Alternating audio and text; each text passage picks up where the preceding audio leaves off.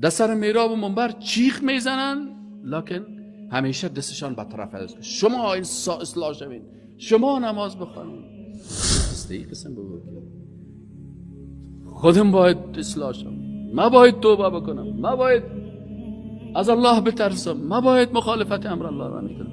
اتأمرون الناس، الله متعال میگه که آیا شما امر میکنید مردم را، ای علمای یهود و ای کسانی که علمای اسلام هستین عبرت بگیرین، و شما امر میکنید مردم به نیکی و تنسون انفسکم، و شما فراموش میکنید نفسای خود را.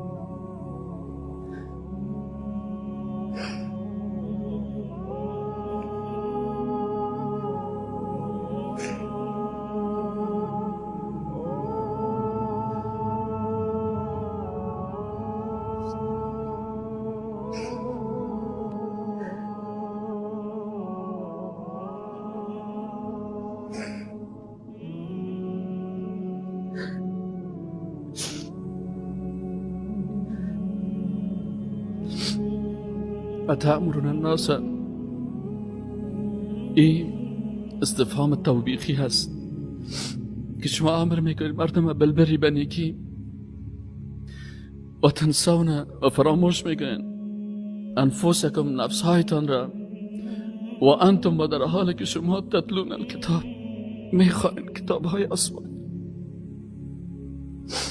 افلا تعقلون، پس چرا از عقلتان استفاده نمیکنید و عقلتان در کار نمیبردید؟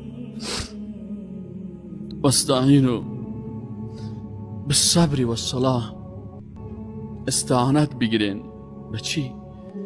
در مصیبت ها و در سختی ها، بالصبر، به صبر، صبر در اطاعت، صبر در معصیت، صبر در مصیبت، در اطاعت صبر بکنین، نماز درست بخوانین صابرانه.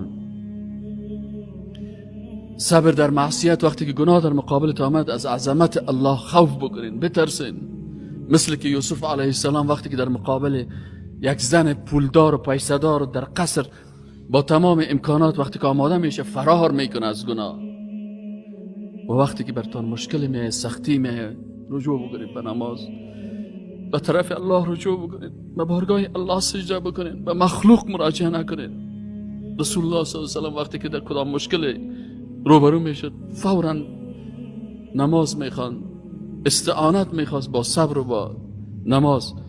و انها، و یقینا که الله متعال میگه که این صبر و این نماز و این سجده کردن به الله و خود با سجده به الله قریب ساختن، لکبیرتون، بسیار بزرگ است، بسیار سخت است، الا مگر علی الخاشعین، نمانده های الله که خشوع دارن، کسانی که قلب ذلت خود به الله بیان میکنن، خود جسد خود، جسم خود، فکر خود، قلب خود، کلش برای الله تسلیم کردن و ذلیل در مقابل الله میشه.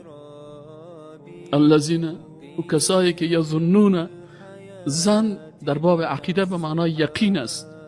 الذین، کسانی که یعتقدون، یقین میکنن، یظنون ای یعتقدون، یتیقنون، یقین دارن که انهم اینا ملاقو ربه.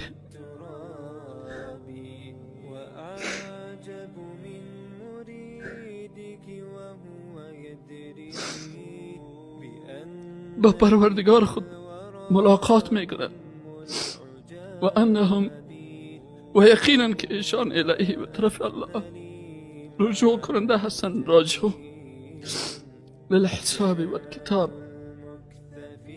یقین دارن، ایمان دارن روز قیامت است و در این روز در مقابل خالق یکتا ایستاد میشیم. و الله از یک عمل ما، از یک سخن ما، از یک پول ما، از یک لحظه عمر ما را الله محاسبه میکنه.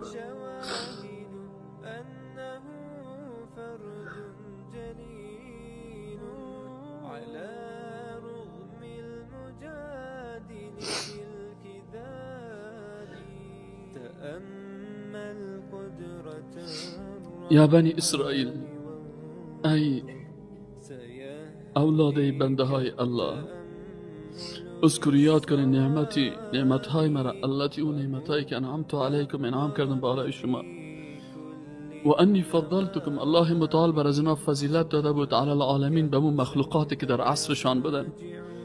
اینا اهل کتاب بودن، بر از اونها یک مقام و منزلت خوب الله داده بود. لکن کسی را که الله عزت و مقام بده، باز امتحان از او از دیگرها کرده سختتر است و عذاب الله هم سر از اونها سختتر نازل میشه.